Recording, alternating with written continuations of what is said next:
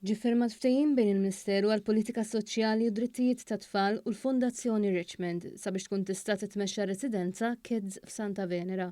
Dan il-finanzjament se jkun qed jgħin sabiex jassisti u jagħti għajnuna speċjalizzata, support emozjonali u bażi edukattiv lil tfal b'imġiba diffiċli bejn is-7 u l-10 snin.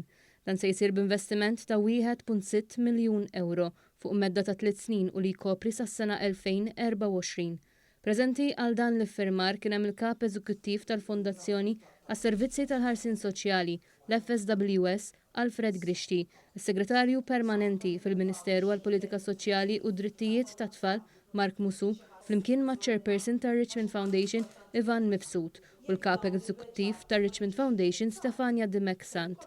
Stefania Dimexant spjegat li dan l-investiment ifisser ħafna għal din il-fondazzjoni għax permezz tiegħu se jkunu jistgħu jkomplu jaħdmu qatih biex jgħinu lil aktar tfal vulnerabbli. Dan l-investiment għalina huwa turija ta' fiduċja fix-xogħol illi għamilna sissa ma' tfal illi għandhom imġiba diffiċli li nippruvaw intuhom imħabba u servizz ta' sigurtà u terapija biex huma jkunu jistgħu jgħixu ħajja pożittiva aktar il qudiem.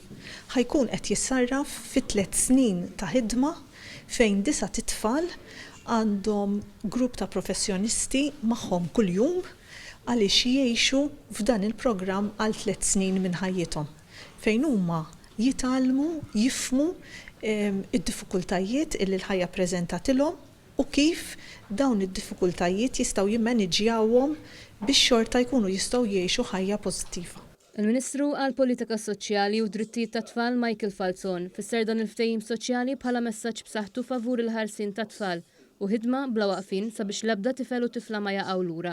Dan qasam fejn aħna nagħtuh l-importanza li nxraqlu naħdmu ħafna ma' Richmond Foundation illum firmajna ftehim għal 3 snin.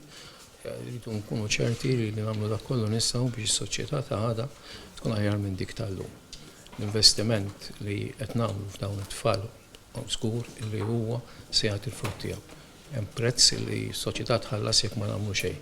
Huwa wkoll dover tagħna li naraw li kulħadd ikollu opportunità. F'din ir-residenza jistgħu joqogħdu sa massimu ta' 9 tfal li x'aktarx ikunu referuti mill-FSWS war li jkun sar assessjar li jsib li jkun aħjar li t-tfal ikunu hemmhekk għal perjodu ta' żmien ta' superviżjoni kontinwa sabiex jingħataw għajnuna individwali u speċjalizzata.